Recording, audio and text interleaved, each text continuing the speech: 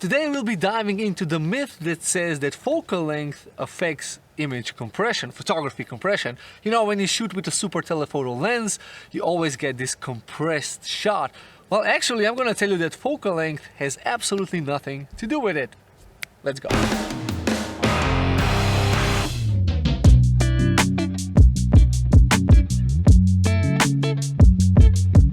So here are two photographs side by side, one shot with a 17mm focal length on a full frame camera and the other one shot with a 28mm. Now I know these are not super telephoto focal length, but I can actually show you this effect on an ultra wide angle lens, and you can see it right here. This is called like the dolly zoom effect. I'm panning the camera back and forth and zooming in and out at the same time, and you can see how the background is becoming bigger or smaller relative to the subject. Now since I'm zooming in and out, you might think, well, this has to do everything with the focal length, but actually it's more about the position of the camera relative to the subject and the background.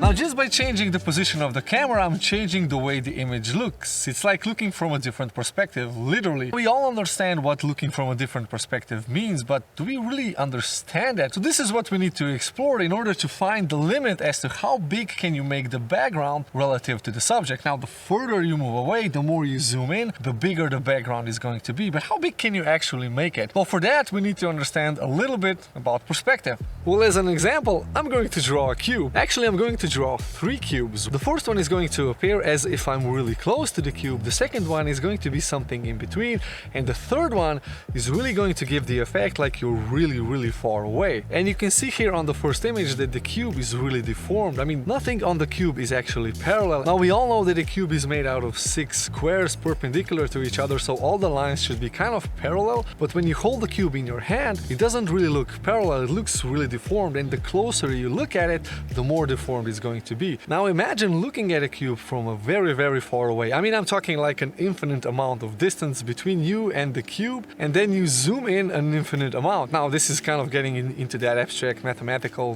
field, but just if you're really far away and if you zoom really tight, all the lines on the cube are going to start to become parallel. This is what we call a parallel projection. Now I use this a lot in my field of work where I'm a design engineer, and we typically work in a parallel projection on our 3D editing software, just in order to make sense of which elements are actually parallel and which are not. It's completely abstract, but this is what I typically use on my day-to-day work, and it has nothing to do with how things actually look in reality, but it kind of gets you thinking that there is a limit as to how big the background can look relative to the subject.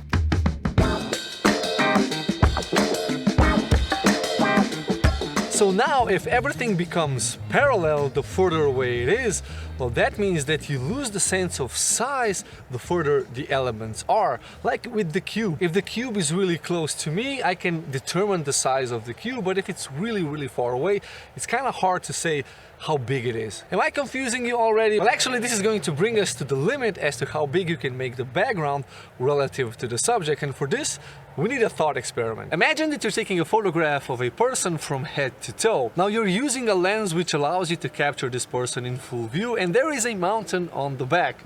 I mean, you can see it right over here.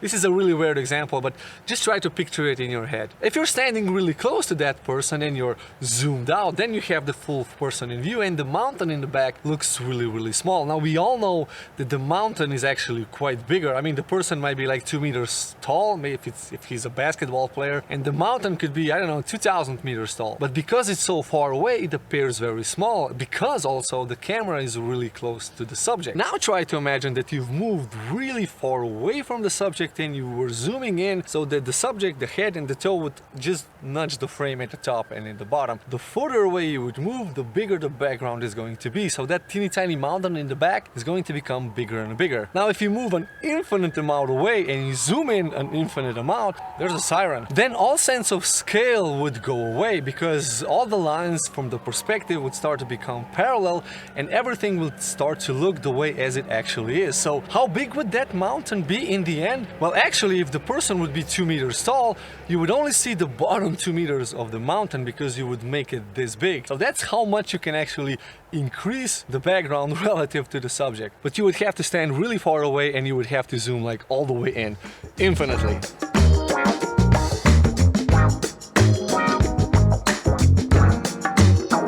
So you see, we only use the focal length or the optical zoom in order to get the frame that we want, but it's exactly the same as if you would shoot a wider angle shot and then crop in. The difference, of course, would be that you lose resolution this way. This is how focal length actually affects the compression. It's not the focal length, it's just a way of keeping the quality of the image, but it's the position of the camera that really makes a big difference. So I hope you found this helpful. I hope this kind of answers the dilemma, and if you have further questions, please leave that down in the comment section where we can start a debate on the topic and other topics. If you're new to the channel, consider subscribing, and for everybody, hit the like button because this really helps YouTube to promote the video and more people can see it. So thanks a lot, it really means a lot, guys. Thank you.